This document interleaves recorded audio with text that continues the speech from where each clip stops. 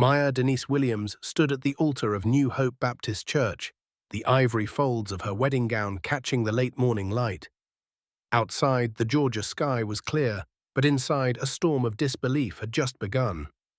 Guests whispered, glancing at one another as Officer Travis Cole strode down the aisle, a folder clutched in his hands. "That black bride is a wanted criminal," he announced, his voice cutting through the soft organ music. Maya froze, her heart skipping. Her groom, Isaiah Brooks, stepped closer, his eyes narrowing. "What did you just say?" Cole's finger jabbed at her. "Maya Denise Williams is wanted for murder, fraud, and fleeing an active investigation under a false identity." Gasps echoed through the church. Maya's voice trembled. "Murder? I don't know any Leonard Hayes."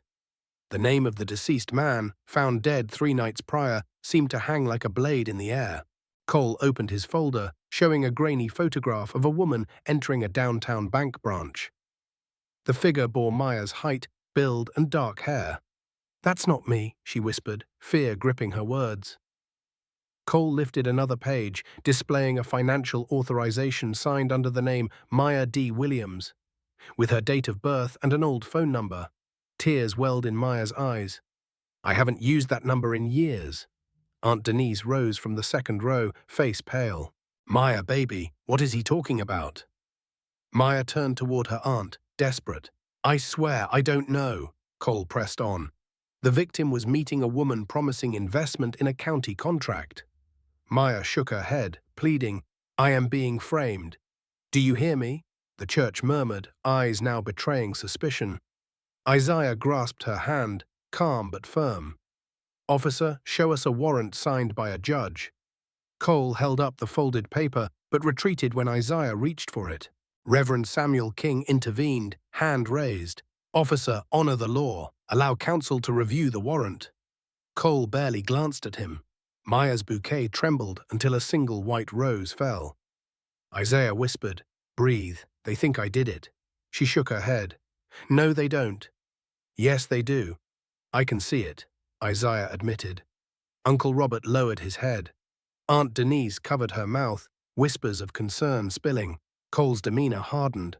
Maya's hands shook as she pointed at discrepancies, the wrong birth year, an unfamiliar address, a poorly copied signature. "That's not my signature," she insisted. Cole sneered, dismissing her claims. Isaiah's low voice cut through. "Only a man making a show." Maya knew one wrong move could be disastrous.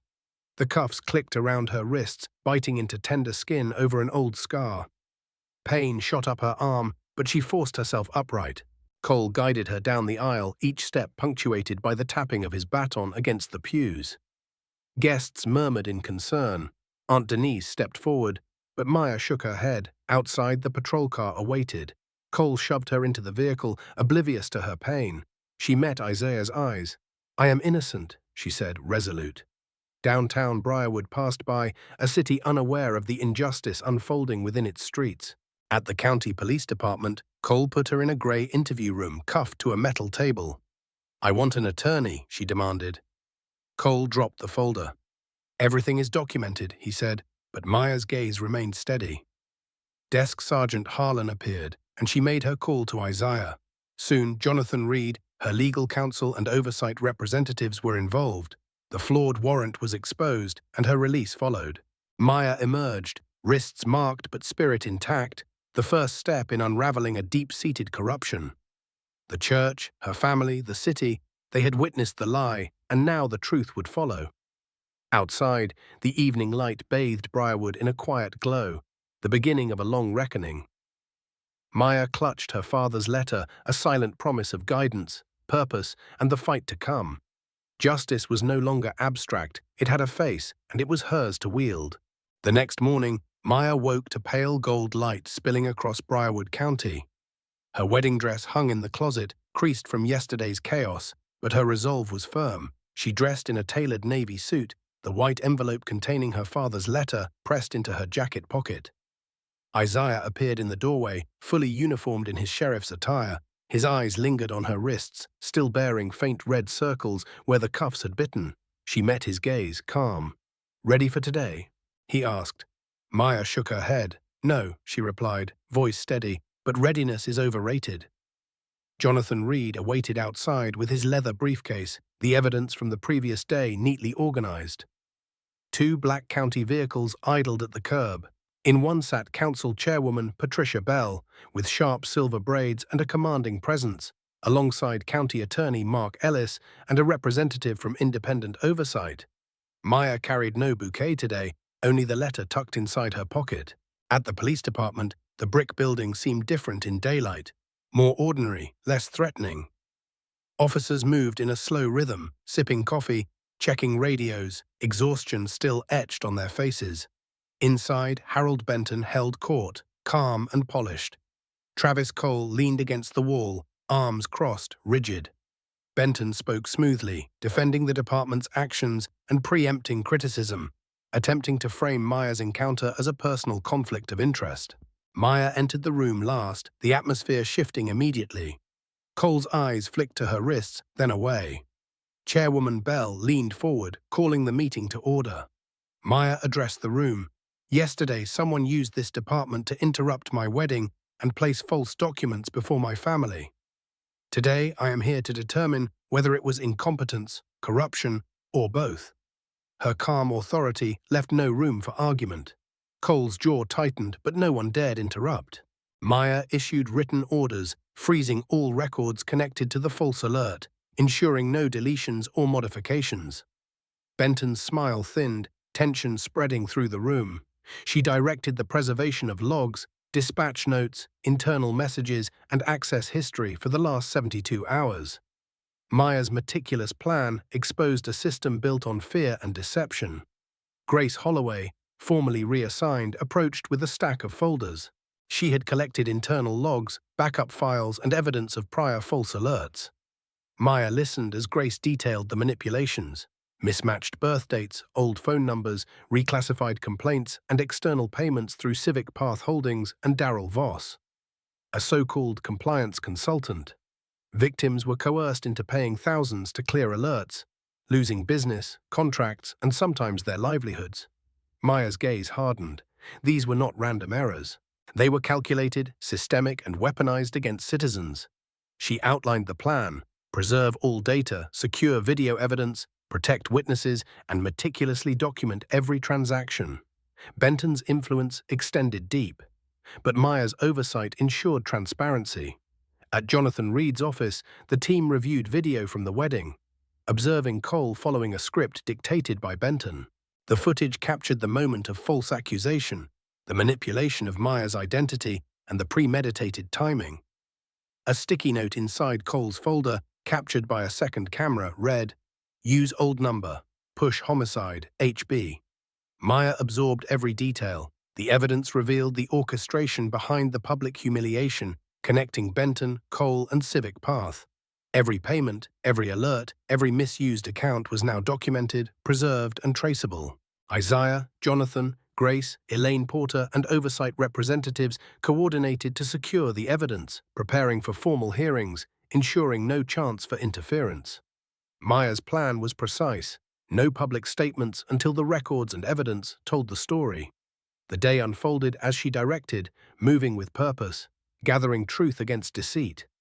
The audit expanded, capturing financial relationships, third-party compliance contacts, and administrative corrections spanning 5 years.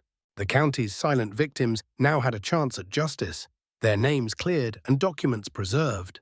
Maya, still bearing the faint marks from yesterday, stood as a symbol of resilience and meticulous justice, preparing to confront the power that sought to weaponize fear. By mid-afternoon, the team had mapped out the full financial and procedural trail. Maya sat at the head of the conference table, reviewing each document with a sharp eye, her wrists still sore from the cuffs, yet her focus unbroken. Jonathan Reed, her counsel, organized folders by priority, while Marcia Lane verified the chain of custody for every piece of evidence. Grace Holloway, nervous but determined, provided meticulous access logs, showing exactly how the inactive account had been exploited. Elaine Porter analyzed the financial flows, tracing payments from coerced citizens through Darrell Voss and Civic Path Holdings, revealing shell companies, phantom addresses, and the network of hidden control. The scale of manipulation was staggering. Small business owners, contractors, nurses, and community leaders had all been quietly terrorized, their lives subtly yet profoundly destabilized. Each alert, each falsified report was a calculated strike at those without political protection. Maya absorbed it all, forming a methodical plan to expose every thread. She directed that all records be preserved, that witnesses be protected, and that no evidence be left vulnerable. Afternoon light slanted through the blinds, casting sharp patterns on the piles of folders, each one a story of fear, coercion, and resilience. Maya turned to Isaiah, her voice calm but firm. "We move in layers, preserve data, secure video, protect witnesses, document everything." Isaiah nodded, understanding the weight of responsibility. No shortcuts, everything clean, legal, and indisputable. The team set to work, reviewing video footage of Cole at the wedding. Frame by frame, they saw the orchestrated steps, Cole holding up documents, timing his approach, following Benton's directives. Maya noted every inconsistency, every deliberate misrepresentation, and every attempt to manipulate perception. The sticky note inside the folder read clearly, "Use old number. Push homicide. HB." The initials were Benton's. Maya felt a surge of resolve. This was the blueprint of corruption.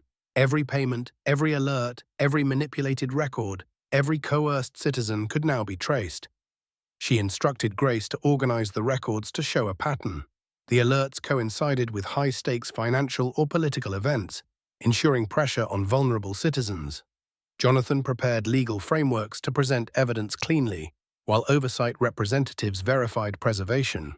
Maya's mind raced through the possible reactions, the legal strategies, and the timing necessary to avoid tipping Benton off before the evidence was secure.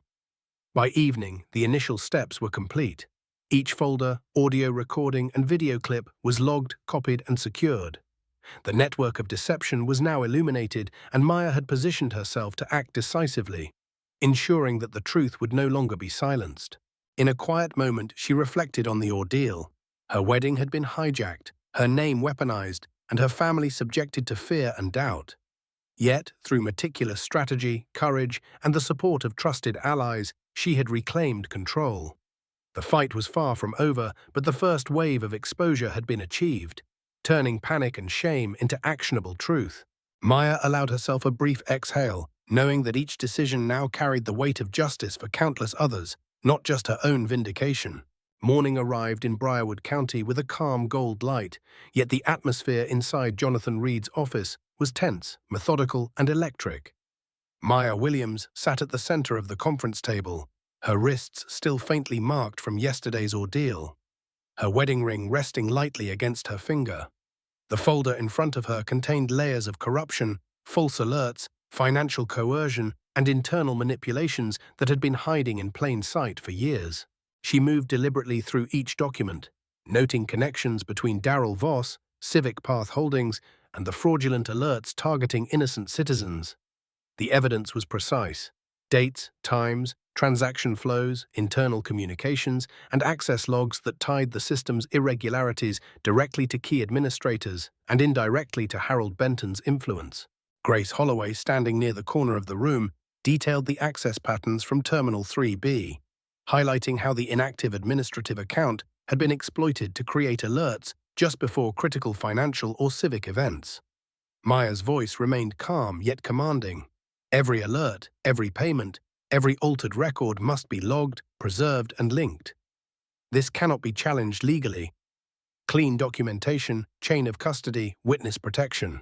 Jonathan nodded, taking notes and confirming preservation strategies with Oversight Representative Marsha Lane. Elaine Porter displayed the financial trails on her laptop. Lines ran from Civic Path Holdings through shell companies, linked subtly but unmistakably to Benton's network. Payments labeled as advisory fees, bond support, or expedited filing services revealed a deliberate system of extortion and coercion.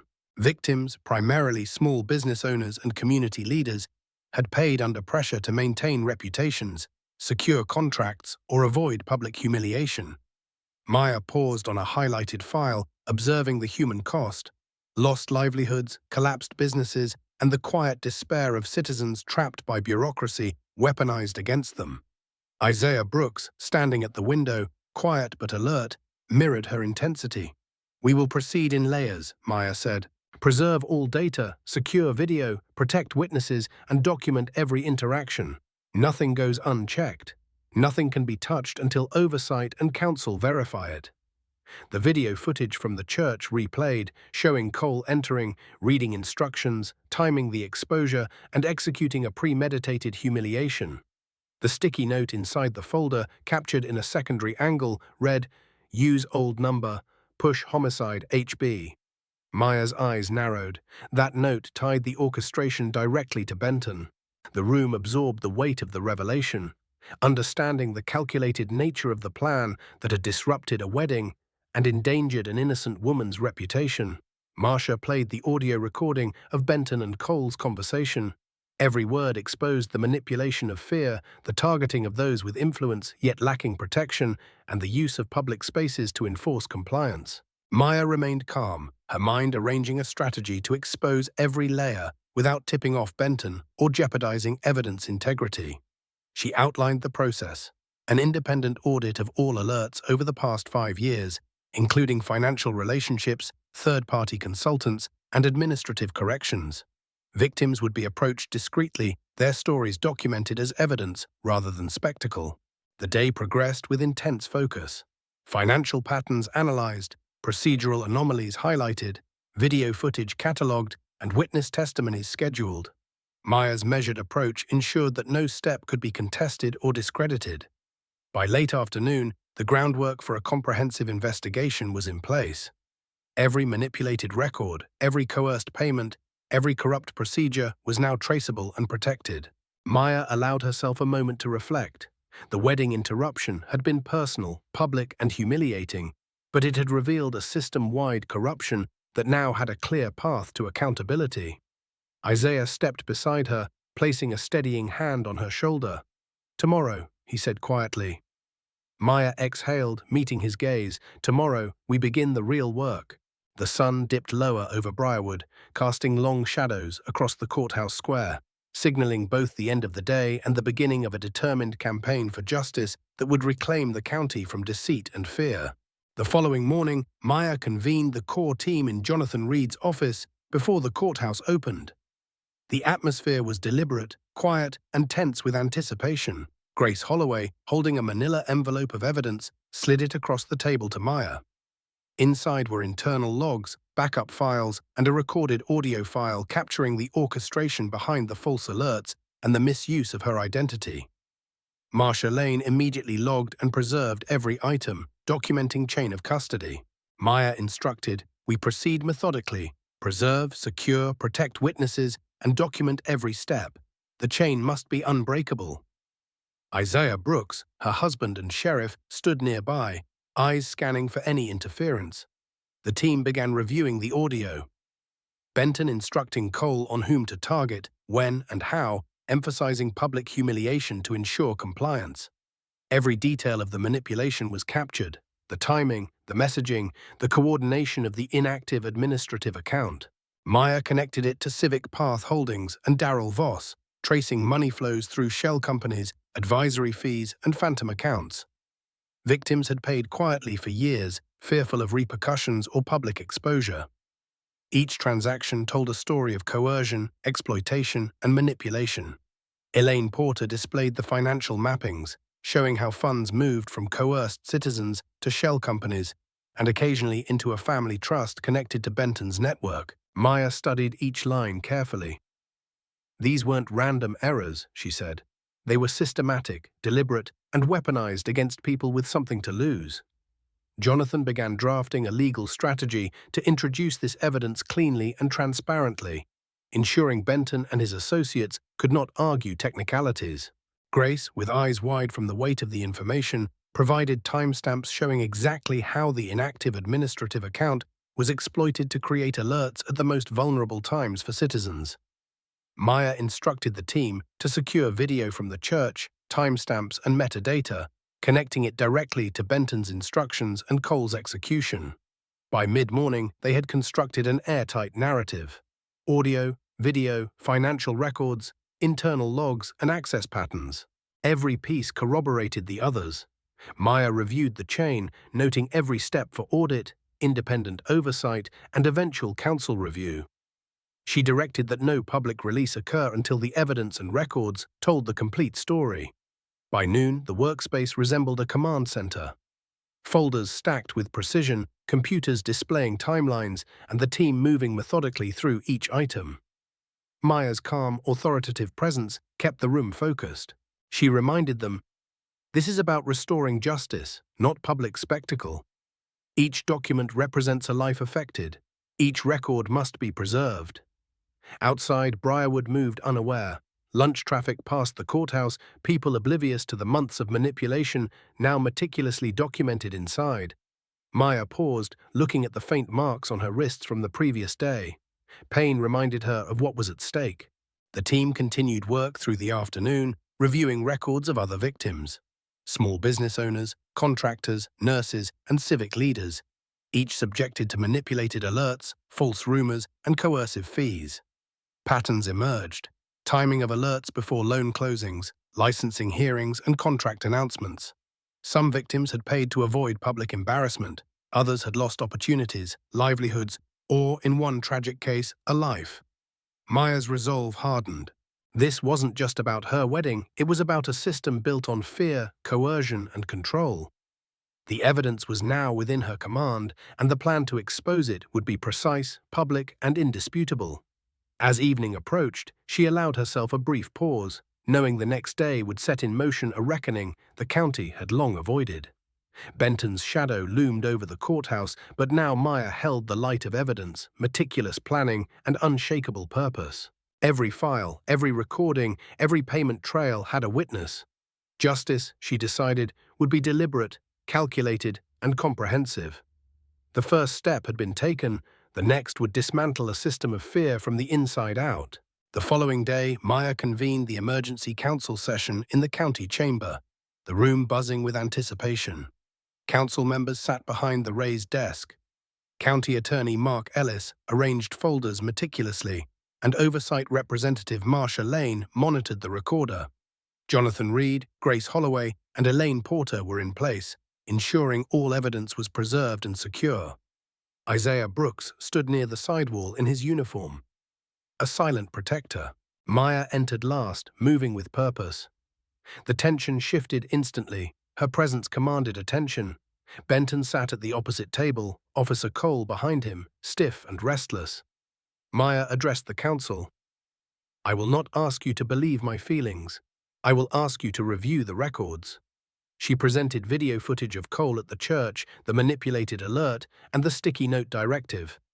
"Use old number, push homicide, HB." The audio recording of Benton and Cole's conversation played, revealing instructions to humiliate and coerce, targeting citizens without protection. Each line, each timestamp, and each financial transaction connected the scheme to Civic Path Holdings, shell companies, and covert payments. Chairwoman Bell listened astonished. Maya calmly laid out the audit results, financial trails, and prior false alerts spanning 5 years, demonstrating systematic targeting of vulnerable community members. Victims' lives had been manipulated through fear and coercion.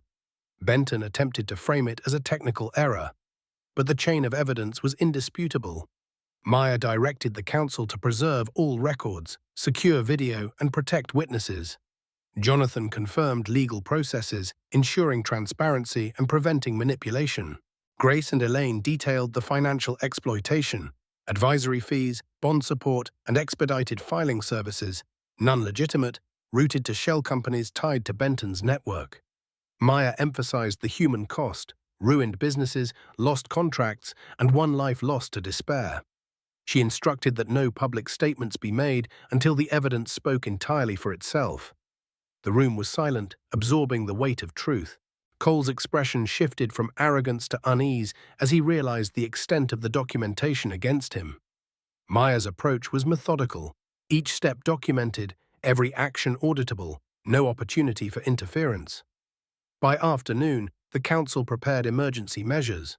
Benton's office access, department phone, and authorization were restricted. Independent oversight sealed his files. Maya's direction ensured that the system built to enforce fear and silence would now be held accountable. Outside the chamber, Brierwood County moved through an ordinary day, unaware of the dismantling of corruption occurring within its walls. Maya, resolute, coordinated with oversight and legal teams to secure all evidence and begin the process of restoring justice to those affected. Every folder, every audio recording, and every financial trail had been transformed from hidden abuse into an irrefutable record. The first wave of accountability had begun, and Maya's strategic precision ensured that the work would continue methodically, transparently, and without compromise. She allowed herself a moment of reflection, the scars on her wrists a reminder of the personal cost, but also a symbol of resilience and determination. Justice, she knew, was a deliberate process, and today it had taken a decisive step forward. By mid-morning, the evidence had been organized into a precise narrative connecting each false alert, coerced payment, and administrative manipulation. Maya Williams reviewed the chain of custody meticulously, ensuring that no step could be contested. Grace Holloway provided a detailed timeline of the alerts, highlighting anomalies in birth dates, addresses, and old phone numbers used to target citizens. Each record was cross-referenced with financial transfers through Civic Path Holdings, showing systematic extortion. Maya instructed Jonathan Reed and oversight representatives to prepare a legal briefing for counsel and state investigators. The audio recordings of Benton directing Cole to manipulate events before the wedding were played for verification, demonstrating premeditation and coordination. Isaiah Brooks remained at her side, silently observing, ready to protect the integrity of the evidence. As they proceeded, Elaine Porter analyzed the financial trail, mapping shell companies and identifying indirect connections to Benton's family network. Maya's strategy was clear: document the pattern, preserve the evidence, and protect the victims. Each folder contained critical information about coerced payments, reclassified alerts, and the timing of manipulations that coincided with key civic and financial events. By late afternoon, the team had prepared a comprehensive audit, ready to present to independent oversight and counsel. Maya emphasized the human cost. Businesses lost, contracts collapsed, and in one tragic case, a life ended due to manipulation and coercion. She directed that every detail be verified and every witness supported to ensure accountability. Outside the office, Brierwood moved through the day unaware of the dismantling of entrenched corruption. Maya reviewed Cole's actions, understanding that while he followed orders, he was also complicit in the execution of the plan. She resolved to handle his involvement carefully, ensuring due process while maintaining the integrity of the investigation. As evening approached, all records, financial evidence, and recordings were secured, forming an unassailable chain of proof. Maya allowed herself a brief pause, reflecting on the journey from her wedding day's public humiliation to the organized pursuit of justice. The county's system, once weaponized against its citizens, was now exposed, and the first steps toward accountability had been completed. She knew the work was far from over, but with meticulous planning, legal strategy, and the unwavering support of her team, she was ready to confront the corruption systematically, ensuring that fear and coercion could no longer dictate the lives of Brierwood citizens. The following morning, Maya convened the team again in Jonathan Reed's office. The air was heavy with anticipation, each member aware of the gravity of the work ahead. Evidence was spread across the table: financial logs, access records, video files, and audio recordings meticulously catalogued. Maya traced each transaction from Civic Path Holdings, showing how coerced payments and shell companies were orchestrated to manipulate citizens. The timeline confirmed that Benton had pre-planned the attack on her wedding, using Cole as the executioner, exploiting inactive administrative accounts to generate false alerts moments before her vows. Grace Holloway highlighted the access patterns, revealing that only a few insiders could have activated the accounts, including herself and Benton, eliminating all other possibilities. Isaiah Brooks stood at the side, vigilant, ready to secure the chain of custody. Elaine Porter presented the visual mappings of financial flows, showing links between shell companies, Voss, and the trust tied to Benton's brother-in-law. Each connection reinforced the systematic exploitation of vulnerable citizens. Maya emphasized the human cost: small business owners coerced into payments, contracts disappearing, and lives destabilized. She instructed the team to document everything with absolute precision, ensuring nothing could be challenged or manipulated. The video from the wedding played again, frame by frame, showing Cole following orders, timed precisely to coincide with her presence at the altar, and reading instructions directly from Benton's note. Marsha Lane confirmed the metadata and timestamps, verifying authenticity. Jonathan Reed prepared a legal briefing to present this evidence to oversight and council members. Maya knew that public exposure without meticulous documentation could backfire, giving Benton and his allies an opportunity to spin narratives. By late afternoon, all evidence had been secured, cross-verified, and catalogued. Maya's strategy was clear: control the narrative, protect witnesses, and expose corruption through undeniable records. As the sun set over Brierwood, the team paused briefly, understanding that the first phase of accountability had been executed flawlessly. Maya allowed herself a moment to breathe, feeling the weight of yesterday's humiliation transform into structured action for justice. The path forward would be deliberate, patient, and unassailable, ensuring that every victim's story would be heard, every false record exposed, and every perpetrator confronted. Tonight, Brierwood slept unaware of the careful unraveling of its long-standing corruption. But inside that office, Maya had turned fear and chaos into clarity and purpose, and the first threads of systemic accountability had been firmly grasped. The next day, Maya and her team moved into the operational phase of the investigation. Every piece of evidence, financial transactions, access logs, video footage, and audio recordings, was cross-verified and logged. Jonathan Reed prepared subpoenas and legal frameworks to ensure that no document could be challenged. Grace Holloway provided a chronological map of every false alert, highlighting patterns of targeting, coercion, and administrative manipulation.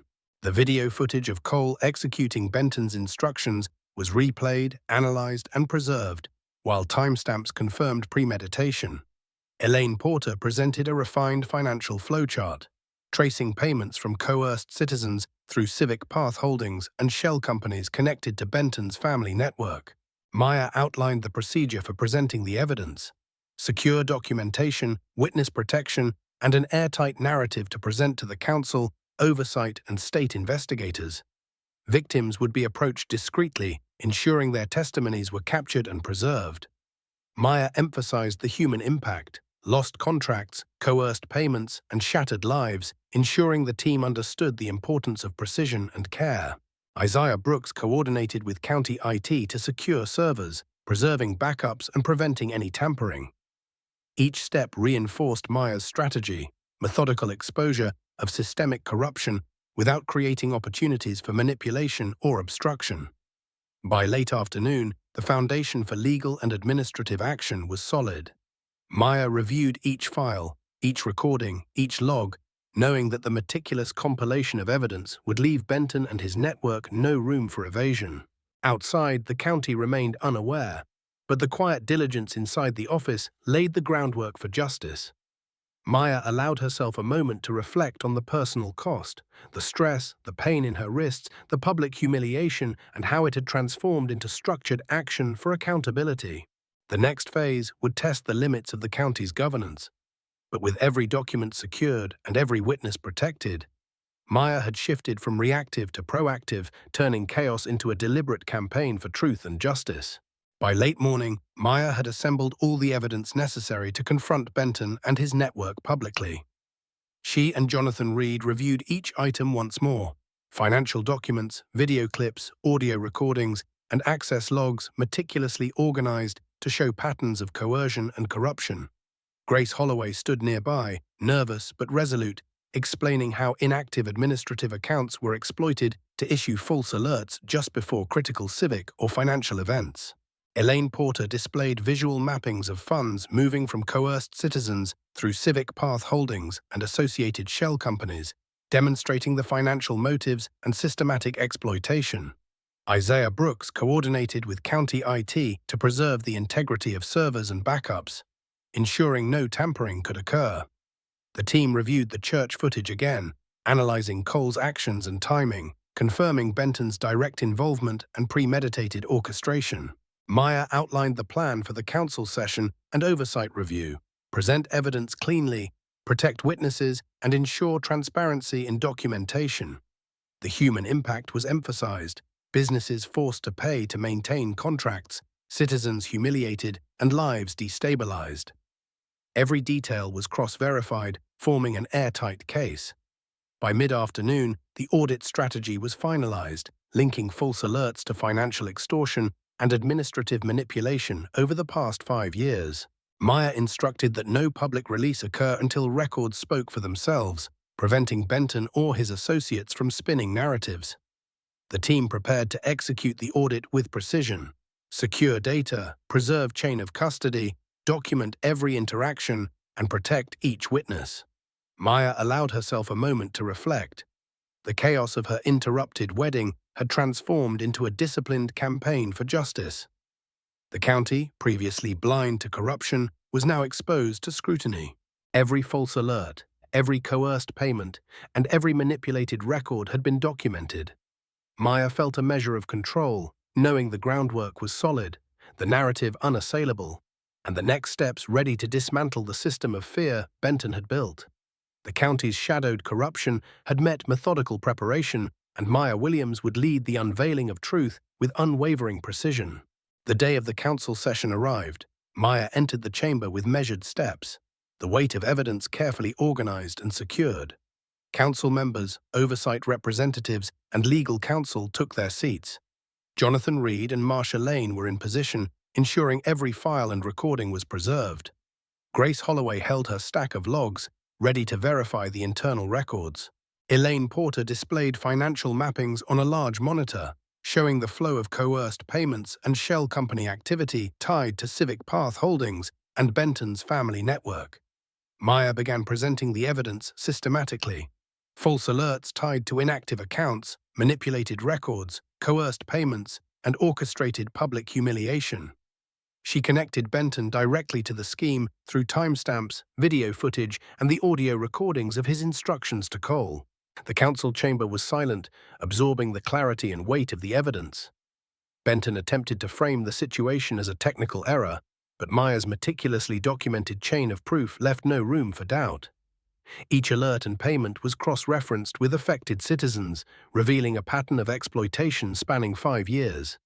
Maya emphasized the human cost: lost contracts, coerced payments, and lives destabilized by fear and manipulation. Isaiah Brooks observed from the side, ensuring security and integrity of the session. Maya directed that all documents remain preserved and that no witness be exposed unnecessarily. Every step was verified, chain of custody maintained, and independent oversight ensured transparency. By mid-afternoon, the council acknowledged the severity of the findings. Emergency measures were enacted. Benton's office access restricted, department phones and authorization cards collected, and independent oversight secured his files. Maya had turned the tide, ensuring that corruption within the system could no longer operate unchecked. She allowed a brief moment of reflection, noting the journey from personal humiliation at her wedding to structured exposure of a county-wide network of manipulation. Justice had shifted from theoretical to operational, every piece of evidence aligned, every victim's story accounted for, and every procedural step secured. The first wave of accountability was now in motion, and Maya's leadership ensured that it would continue with precision and integrity. By late morning, Maya had moved the focus to the next phase, collecting testimonies and corroborating the systemic abuse beyond her wedding incident. Victims were brought in discreetly, each guided through private rooms to recount experiences without public exposure. Grace Holloway validated access logs for every account manipulation tied to Benton's directives. Elaine Porter correlated financial transfers, highlighting repeated exploitation and coercion. Maya instructed meticulous documentation, every detail captured, timestamped, and verified, ensuring no loopholes for defense claims. Jonathan Reed oversaw legal protocols, confirming evidence admissibility and chain of custody. Video and audio from the wedding remained central, illustrating premeditation and the orchestration of fear. The council reviewed the patterns, noting that targeted citizens had paid or suffered consequences due to manipulated alerts and fabricated administrative actions.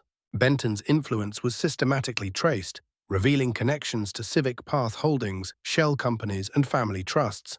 Maya emphasized the moral and human consequences. Lost contracts, reputations tarnished, businesses destabilized, and in some cases, lives permanently impacted. Isaiah Brooks coordinated with county IT to secure servers and backups, ensuring complete preservation. By mid-afternoon, the team had built a comprehensive, irrefutable case. Financial corruption, administrative manipulation, and orchestrated public humiliation.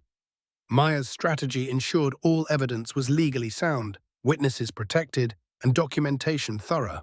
She paused to reflect on the journey, from public humiliation at her wedding to methodical exposure of county-wide corruption, transforming personal pain into structured justice. By evening, the foundation for legal action, public accountability, and victim restitution was solid. The county system, once a weaponized bureaucracy, was now under scrutiny, and Maya's leadership had transformed chaos into a deliberate and methodical path toward truth and justice. Morning light filled Jonathan Reed's office as Maya Williams convened her team for the next stage, finalizing documentation, cross-referencing all evidence, and preparing for formal hearings. Grace Holloway verified access logs for every manipulated alert, while Elaine Porter traced all financial flows through Civic Path Holdings, shell companies, and intermediary accounts. Jonathan Reed coordinated legal protocols to ensure everything could withstand scrutiny, maintaining airtight chain of custody records. Maya reviewed the video and audio evidence from the church wedding, confirming the orchestration of public humiliation by Cole under Benton's direction. Each document, each transaction, each timestamp was cross-verified against witness testimonies, building an unassailable narrative of corruption and coercion. Victims' stories were carefully documented, anonymized for privacy, and cross-checked with financial and administrative data. Maya emphasized the stakes: lost contracts, coerced payments, reputations ruined, and lives destabilized. Isaiah Brooks monitored IT preservation measures, ensuring no data could be compromised. By midday, the team had compiled a comprehensive dossier covering every aspect of Benton's manipulations, from administrative abuse to financial exploitation. The audit extended to all corrected alerts over the past 5 years, capturing patterns of targeting and coercion. Maya's leadership ensured that each step was methodical, precise, and legally sound. She paused, reflecting on the personal cost, humiliation at her wedding, the pain of public accusation, and the stress of exposing entrenched corruption. Yet these experiences had forged her strategy, transforming personal injustice into systematic accountability. By late afternoon, the evidence was secure, witnesses protected, and procedures documented. Maya's plan was ready for presentation, an indisputable narrative linking false alerts, coerced payments, and administrative manipulation directly to Benton and his network. The county system that once exploited fear and compliance was now fully exposed, and Maya's meticulous preparation guaranteed that justice would proceed without compromise, protecting victims and holding perpetrators accountable. The following morning, Maya prepared for the final phase of exposing Benton's network: public hearings and formal council reviews. Jonathan Reed organized all evidence, ensuring every document, audio clip, and video segment was cross-verified and preserved. Grace Holloway confirmed the access logs for each false alert, showing the inactive administrative account exploited to manipulate citizens, while Elaine Porter finalized the financial analysis, detailing payments to Civic Path Holdings, shell companies, and linked family trusts. Maya reviewed the church wedding footage, noting Cole's actions and Benton's direct orchestration. She emphasized to her team the importance of protecting witnesses, documenting every interaction, and presenting an airtight narrative. By late morning, every piece of evidence was cross-referenced: administrative records, financial transactions, audio directives, and video timestamps, forming an indisputable chain linking Benton and Cole to systematic corruption and coercion. Victims' stories were corroborated with financial and administrative records, showing the human cost: lost contracts, coerced payments, reputational damage, and in one case, tragedy. Isaiah Brooks monitored IT preservation measures, ensuring server integrity and backup protection. By mid-afternoon, the team prepared for the formal session, every document logged, every witness supported, every step verified. Maya reflected on the personal journey, her wedding interrupted, public humiliation endured, and family doubt confronted, but the experience had forged a methodical, disciplined approach to justice. The county's weaponized bureaucracy was now exposed, and Maya's leadership ensured that the unfolding proceedings would hold every perpetrator accountable, protect the innocent, and reclaim the integrity of local governance. The first stage of structured public accountability had been executed flawlessly, setting the stage for a final, conclusive reckoning. The day of the final council hearing arrived. Maya Williams entered the chamber with quiet confidence. The months of investigation, documentation, and preparation distilled into every step she took. Council members, legal representatives, and oversight officials filled the room, while Jonathan Reed, Marsha Lane, Grace Holloway, and Elaine Porter were stationed strategically to ensure preservation of evidence and witness integrity. Isaiah Brooks stood near the side, vigilant. Maya presented the audit findings systematically. False alerts, coerced payments, administrative manipulations, and direct orchestration by Benton, verified through timestamps, financial records, and recorded directives to Cole. The council and oversight officials watched as each connection was traced, revealing patterns spanning 5 years, affecting citizens' livelihoods, reputations, and, in one case, lives. Video footage from the church was displayed, showing Cole executing Benton's orders, while the sticky note reading "Use old number, push homicide, HB" confirmed premeditation. Maya detailed Civic Path Holdings' involvement and traced financial flows through shell companies and family trusts linked to Benton.